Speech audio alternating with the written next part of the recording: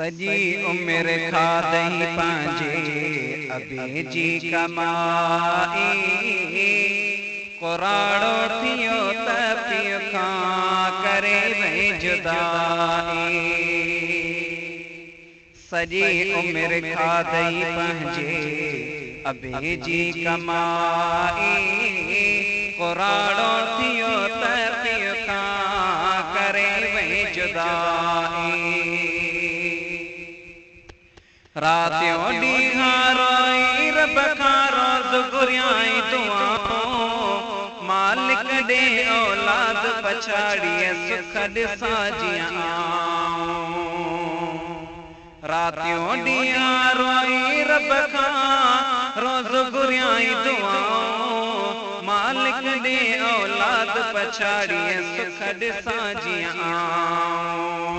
उन्हीअ पंहिंजे बाबे जी तो दिले आॾो खाई कुराड़ो थियो त पियो खां करे वे जुदाई। सजी उम्र खादई पंहिंजे अबे जी कमाई कुराड़ो थियो त पियो खां करे वे जुदाई। ॾींहं तते में टोए पंहिंजे यारनि ते तगारियूं हर शइ तोखे आणे ॾिनाई तोखे कराई बहारियूं। ॾींहं तते में टोए पंहिंजे यारनि ते तगारियूं हर शइ तोखे आणे ॾिनाई तोखे कराई बहारियूं।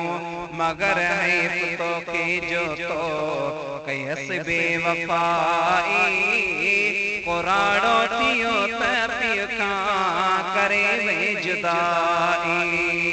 सजी उम्र खादई पंहिंजे अबे जी कमाई कुराड़ो थियो त पियो खां करे वे जुदाई। हिक जे दन सां हेॾे होॾे घुमंदे फिरंदे जायो पीउ जे पोहरे वारो पैसो ऐशन में तो उॾायो।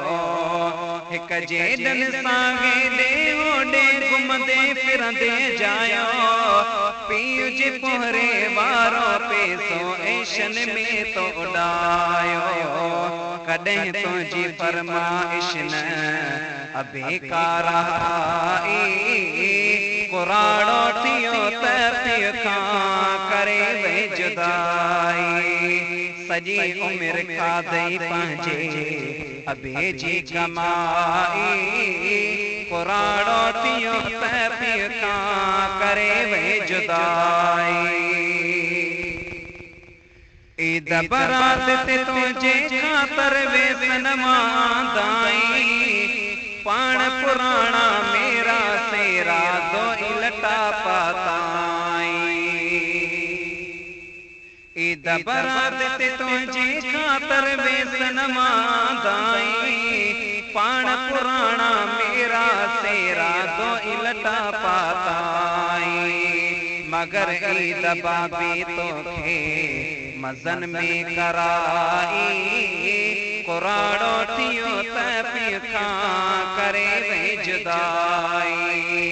सजी उम्र खादई पंहिंजे अबे जी कमाई कुराड़ो थियो त पियो खां करे वे जुदाई। पसंद जी शादी जो तो पियो सां गल कयो अहिड़ो दारिन मां पढ़णाई तोखे कावड़ जी व्यसवेड़ो। पसंद जी शादी जो तो पियो सां गल कयो अहिड़ो दारिन मां पढ़णाई तोखे कावड़ जी व्यसवेड़ो। अथस सोट चाचा मामा बाबा बजाई कुराड़ो थियो त पियो खां करे वे जुदाई।